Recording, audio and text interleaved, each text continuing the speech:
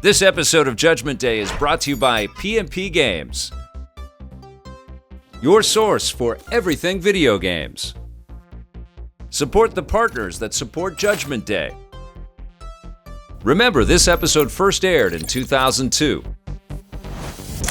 Today on Judgment Day, Tommy and I head to the amusement park. We're going to review Outlaw Golf for the Xbox, Bomberman Generations for GameCube, Aggressive Inline for PlayStation 2, and Saitek's PX5000 Controller.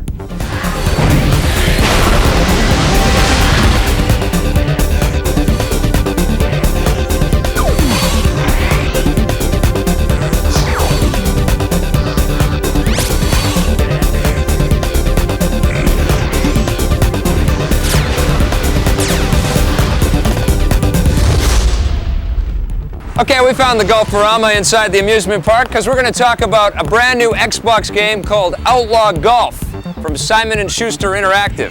Let me tell you what the bullet point on the back of this box says. All right. Okay, you know what it says? What does it say? Outlaw Golf. Outstanding golf meets strippers, ex-cons, and wannabe rappers. They obviously had me in mind when they were creating this game. Yeah, I'll say. Everything you ever wanted to do in your golf game but couldn't, this game allows you to do. I must play better. You have all your traditional golf games like match play and stroke play and skins and all those things. Yeah. But then they add like 3 or 4 other golf games that maybe you haven't seen in other golf games. Right. Like casino play, where Right. you bet on your shots and your holes. They have My One and Only. All you take with you on the course is a putter and you get to choose one other club. And then there's also a time limit golfing. Well, it's not really all those gameplay modes that make this game fun. No. It's not the golf that makes this game original and unique. It's really the cast of characters that That's we right. get to play with in this game. And it really is an incredible assortment of really obnoxious people. It's great. The character I always played Yeah. was the stripper. Summer.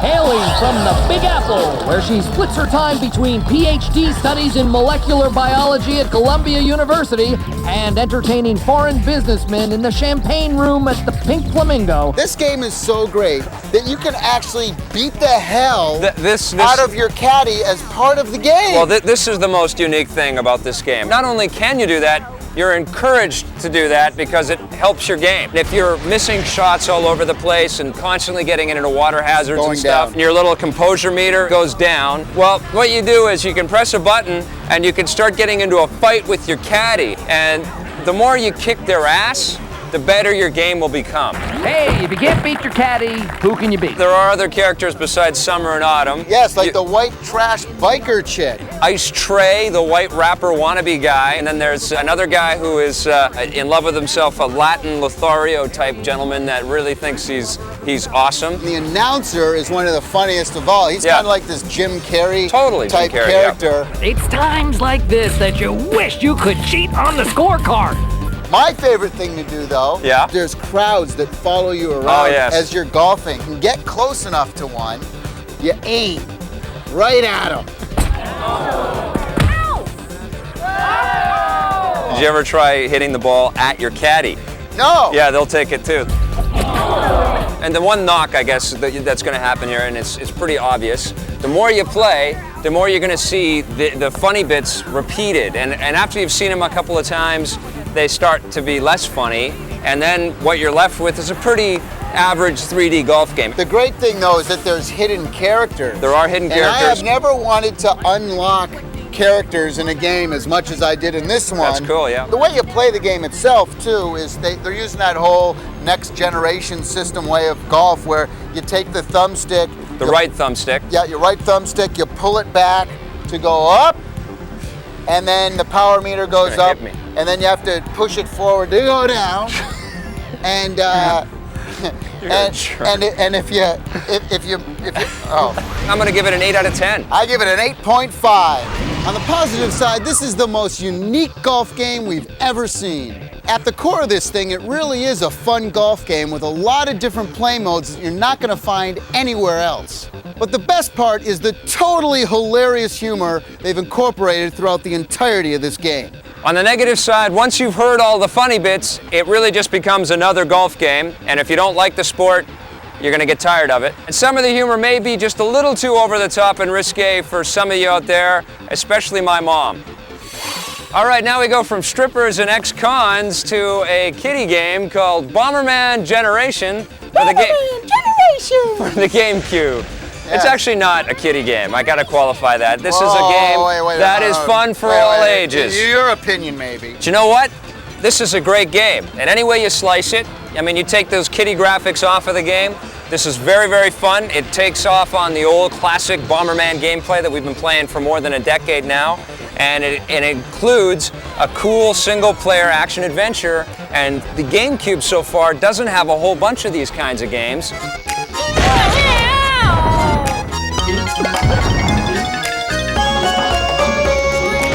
Well, I was impressed that they finally took the Bomberman style game and brought it into the 21st century. That's right, yep. Over the last 10 or 15 years, these Bomberman games, they haven't really improved too much on the graphics. Even in the Dreamcast version, they all look kind of the same. It still looked like from 10 or 15 years ago. This one at least has more of a 3D look.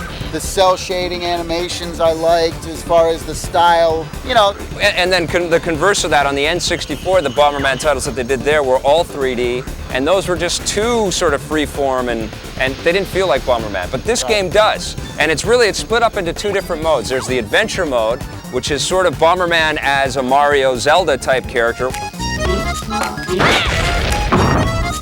He collects all kinds of power-ups like, bigger firepower and speed up kind of things. He also collects these creatures called Cherubombs, which are like Pokemon, and they give him all kinds of new abilities. But the other part of the game, which I find the most fun, it's the multiplayer battle mode, and this harkens back to the old 16-bit days, to the root of the Bomberman gameplay. In Vic's opinion, this is a great game. We played the multiplayer for a long time, and you were having some fun. No, hey now, don't put words in my mouth. You were having fun. I was not having fun. I find absolutely You had fun. no entertainment value whatsoever in this title. Now that's just for me. No entertainment value. I'm not saying that people out there aren't going to disagree with me.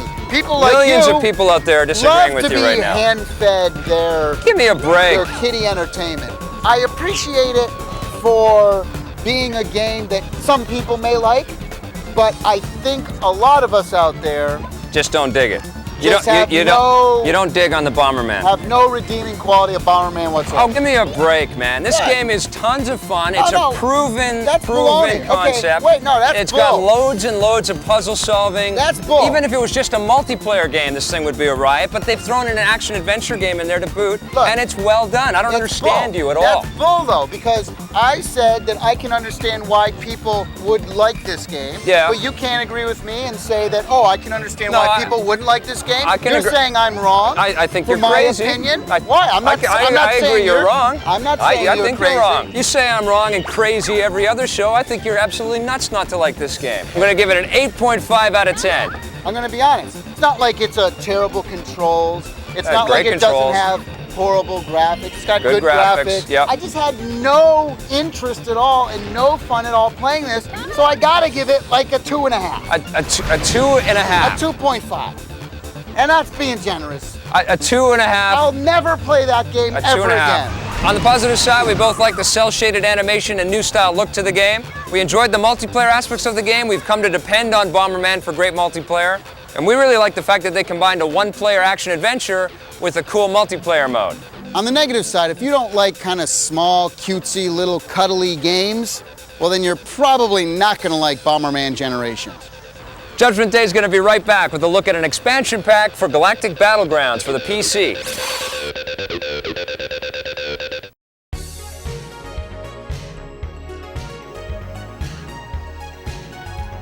Oh, it's that time already. Let's try a new segment. Let's call it Video Game Places?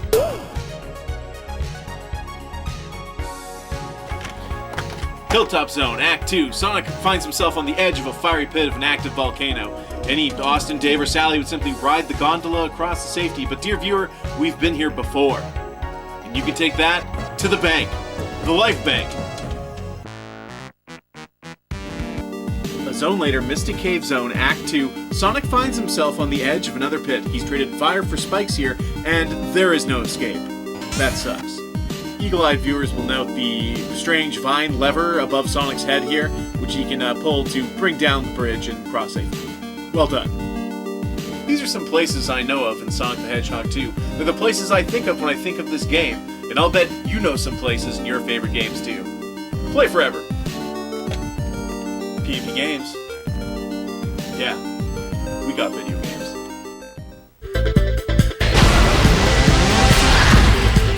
So I'm just hanging here with some of my friends, and I'm playing a little Bomberman Max 2 on the Game Boy Advance. Now this is kind of a cool little game. It stars Bomberman and his buddy Max, and he's being sort of shrunk. He's been shrunk by the evil Mujo and the Higgy Bandits. Now the thing is that you play two different characters. Bomberman on the blue cartridge, Max on the red cartridge. You're trying to stop Mujo and like grow back to normal size, so you've got to go through all these different levels. You've got sort of garden levels, and there's like forest levels and all kinds of weird things like that. You've got all kinds of bad guys that you got to blow up. You're dropping bombs all over the place, sort of typical Bomberman style kind of gameplay.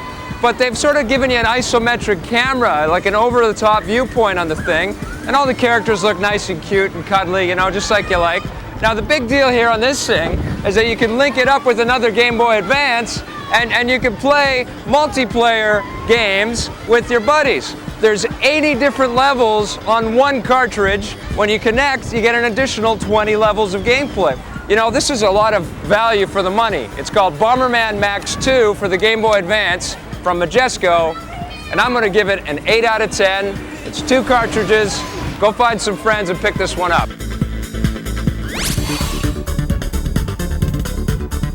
All right, we found the place in the park that is the closest we have seen so far to flying in space, because we're going to talk about a brand new expansion pack for Galactic Battlegrounds. It's called The Clone Campaign. Yahoo! The Force guides my controls.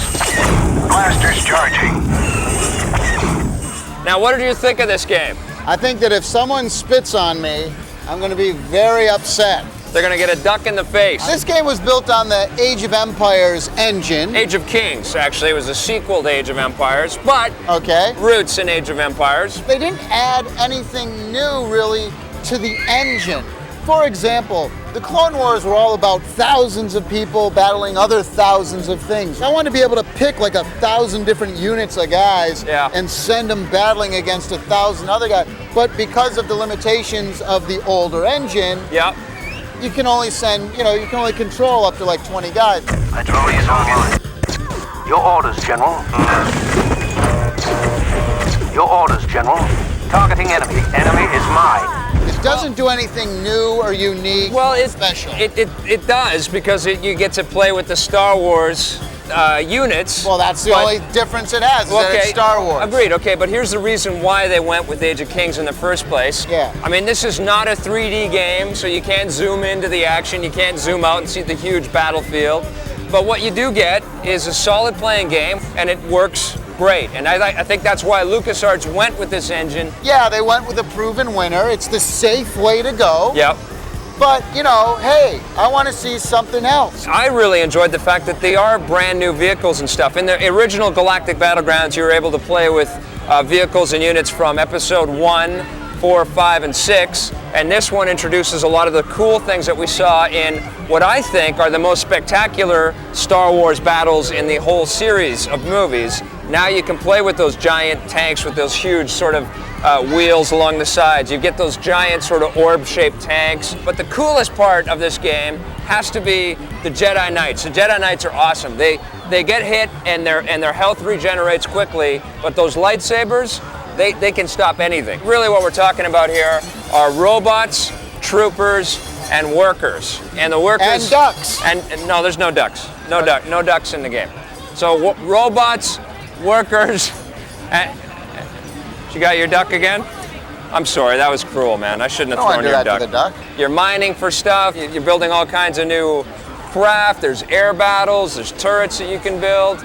You know, it's a very slick game. Now, the voice acting in this game is phenomenal, like in all LucasArts games. Yeah. And in fact, I'll go as far as saying All right. that the voice acting in this game was far better than the actual movie Episode 2 itself, and I think you'd agree with me. I would. No offense to the actors in the film. It just, well, actually, it is kind of offensive, and I don't think there's any way we can get around it. The sound effects are really good Awesome, in the music. yeah. I mean, all of the Star Wars RTS games literally were just not good, Yep. and this one's good. So what would you give it? I would give it a 7. I give it exactly the same score, 7 Really? out of 10. On the positive side, the Age of Kings engine is proven and well refined. The sound effects and overall production values in the game are awesome. And we love using those little Jedis because they heal quick and they're badass. On the negative side, compared to all the new 3D RTS games that are coming out, this one just doesn't have all the extras we'd expect. Hey, this is the Clone Wars. We would have liked to have chosen a lot more units to go battling with. And finally, the acting in this game was phenomenal. In fact, better than the movie, which isn't really a negative for the game, but more for the movie. All right, well, while we're on the subject of Star Wars, let's talk about a brand new controller for the PlayStation 2. It's called the PX5000, and it looks like Darth Vader's controller. It does, doesn't it? It sure does. And I like to call this controller Yes. the Cheater's controller. The Cheater's controller. Yeah, because not only does it have the prerequisite turbo button, Yes. but it also has that ever handy macro button on there, and it has a whole sort of LCD screen so Right. that you can do all of these input code type things. So you can basically press one button and you've got a whole sort of combination of moves and button presses in one go. That is cheating, isn't It's it? really much cheating. I mean, Now, have you what ever kind of gamer would do that? Yeah, well, have you ever played against somebody in Street Fighter or Tekken where They've they've had got one of these? macros and they just press one button and they're doing all these super flailing fire kicks? The controller, it has this kind of weird thing on it where on the thumbsticks, Yeah. you can turn a little control knob thing. Right, the and- auto lock. And it just makes the controllers go left to right. That's my favorite part of this controller. So if you're playing a game like Gran Turismo 3, where you can use both thumbsticks, it makes it a little bit smoother. I'm like a violent type of player, you know? We like to say hyper. Okay, and I felt that my fingers, when they'd slide off, I'd accidentally lock the analog stick in place, Right. so I couldn't move. That's a problem. One of my big problems with this controller is that it has the turbo and macro right under the L2 and R2 buttons. Right. So how in the heck are you going to be playing a game where you need those buttons and you're not going to hit the other ones by mistake? Even though this thing's only $25 and it offers all of this sort of extended playability, Yes. skip it. I'm not going to recommend this. On the positive side, we think that the PX5000 kind of looks like Darth Vader's controller. We like the idea of the auto lock feature so you can play driving games with the two analog thumbsticks. And you know, having an LCD screen on a controller is kind of a nifty idea. On the negative side, it kind of looks like Darth Vader's controller. Yeah, you're right. And it kind of has those locking joystick analog stick things. What are those for? And finally, it has an LCD screen, which I find completely unnecessary. We're going to take a look at Aggressive Inline for the PlayStation 2, so don't go anywhere.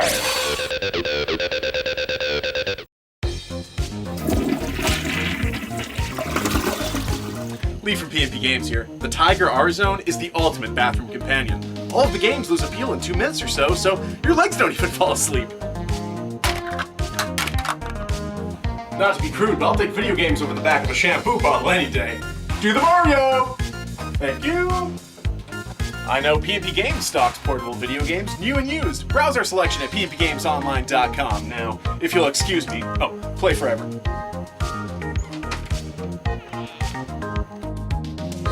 Don't forget to wash your hands. Buried Treasure is brought to you by EB Games. Hey, this week on Buried Treasure, we're talking about Black Dawn for the PlayStation. Now, Black Dawn was put out by Virgin Interactive, but it was done by Black Ops Entertainment. Black Ops are the developers who did games like World Is Not Enough, Tomorrow Never Dies, Knockout Kings, March Madness. Now, Black Dawn was one of the first completely 3D action arcade helicopter games. It's really not a simulator, but the amazing thing about Black Dawn was that the way you could control the helicopter. Most helicopters are hard to control because they go up, down, left, right, forwards, backwards, but the controls in this were really, really well thought out and well done. You actually feel like you can go eventually in every single direction once you learn the controls. Now the controls aren't simple. It's not a type of game where you go in and all of a sudden you're just, in it playing. But once you get it down, it's absolutely amazing. The missions in this game were incredible. They're really unique, really well thought out. Everything from landing your helicopter a la Choplifter and bringing in some guys, go, go, go, and then you take off. Sometimes you have to bomb out radar dishes. Other times you're protecting things and sneaking around. And it's really intense because the AI, the artificial intelligence, they actually learn within the level. So if you start taking out just guys left and right, more guys will come and they'll be smarter and tougher to take out. The explosion effects in this game were phenomenal, again, when it came out at the time. The music is also pretty cool in this game as well. It's all kind of orchestral, Rambo-ish style music, but the music's interactive. It changes as the mission itself changes, which I thought was pretty neat. One of the best missions is the very last mission, because you have to go around and protect your battleship in the open seas. It's very cool, and all these guys are coming in and everything. Probably shouldn't have told you the last level, but anyway, keep in mind that your PlayStation 2 plays PlayStation 1 games. If you can find this one, check it out for sure. Black Dawn for the PlayStation 1. All right, we're back and we made our way to the Bulls because we're going to talk about aggressive inline from Acclaim. Thank God you made your way to the Bulls, because after those last reviews, you sure need one. Now, what did you think of this game? Okay, well, here's a game where it's basically Tony Hawk skateboarding, except they've taken the skateboard away and they've put you on skates. This time they've actually done something different. It's a unique sport that we haven't seen in video games yet, and it's all... Maybe a reason for that. Well, I like it. The End Effect is a really fun game that is absolutely at par with the Tony Hawk series. They have all these famous rollerbladers. Right, yes. That no one in the right mind has ever heard of. I think that's what the object of the game is just to raise the profile of this very cool sport, and I think it's going to do a great job. I've never heard of any of these people, don't really care about them. All right. But I tell you, the best character to play is Chrissy. Chrissy, right. Chrissy is a girl they made up, and she wears a little short Catholic schoolgirl dress. Right. And every time you jump or do a move, totally shows her underpants.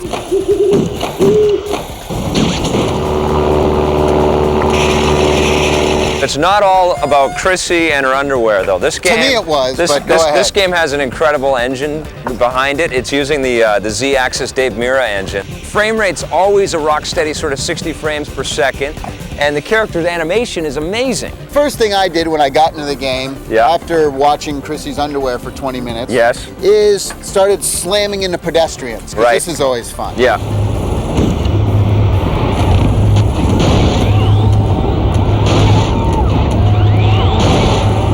Do run into bystanders. I mean, you can literally run into them, or you can actually go in and talk to them, and they'll give you new mini missions. These levels are absolutely incredible. They've got to be the biggest levels in any kind of extreme sports game like this. This also has the most tricks out of any game. That's why I love this kind. That's why I love the skates. I think that it because you have both hands and both legs free to do whatever you want. You can do all of these insane maneuvers. I thought that pulling off some of the more advanced stunts was a little too difficult. You have to, hit a button and hit left, right, up, down, half circle, A, B, A. You're playing Street Fighter pretty much at that point. I understand that you want to do, advanced tricks for certain things, but, it seems like it went a little too far. Know how you play Tony Hawk and you've got 2 minutes to get all of those stunts and tricks in, and then you gain access to other levels? Well, in this game, what they've done is they've given you a little bit of a stunt meter or a stunt bar. You know what annoys me about these games, though, and this one's a perfect example, is they have all these great levels, right? Yes. And every single one of them except the first one is locked. Yes. That's so annoying. I know. These games are supposed to be interactive. The only knock that people are going to have against aggressive inline is the fact that there have been so many extreme sports games in the last little while, so it doesn't really have that fresh vibe. I think we're going to see a lot more inline skating games out there. this one gets a 9 out of 10. I'm gonna give it an 8. On the positive side, we really like the rock-solid frame rate in the game, and the animations are awesome. We enjoyed the fact that the levels are so huge, and then you can unlock even bigger areas. And even though it's another extreme sports game, the fact that it's on inline skates makes it feel fresh and original. Hey, and don't forget Chrissy's underpants. Oh yes, and Chrissy's underpants. But on the negative side, at the end of the day, this really is just another rehashed extreme sports game. We thought some of the advanced tricks are a little too difficult to pull off. It would have been nice to play at least, I don't know, 2 levels off the top of the game. Today on Judgment Day, we took a look at Outlaw Golf on the Xbox. Now, we love the wacky sense of humor in this game, but after you've played it for a little while, it becomes just another golf game. On the GameCube, we looked at Bomberman Generations. There's a great solo player game in there and lots of good multiplayer options, but you have to get past the cutesy characters, and Tommy just couldn't. On the PC, we looked at Star Wars Galactic Battlegrounds, the clone campaigns. Now, this is a solid expansion pack for the Star Wars real-time strategy game, but the Age of Kings engine is starting to show its age. On the PlayStation 2, we looked at Aggressive Inline. This is a great extreme sports game, but there's so many extreme sports games out there, you may be starting to get tired of them. In our hardware review, we looked at the Saitek PX5000 controller for the PlayStation 2. This thing is big, bulky, and not too comfortable, but it does have a cool LCD screen on it. In our pocket review, I looked at Bomberman Max 2 for the Game Boy Advance. This game combines classic Bomberman-style gameplay with Pokemon-style RPG elements. Well, buddy, that's the end of another fine show, but I think we should probably start heading back and start playing games for the next show. Actually, I'd like to see you strut your stuff in the bowl down here. You would you? Yes.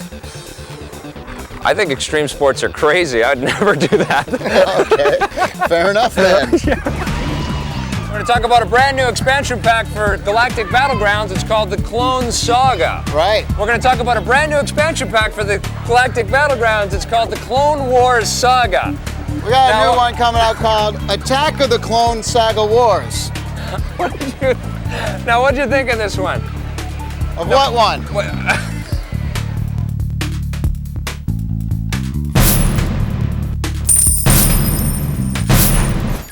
This classic episode of Judgment Day is brought to you by PMP Games, your source for everything video games. Support the partners that support Judgment Day.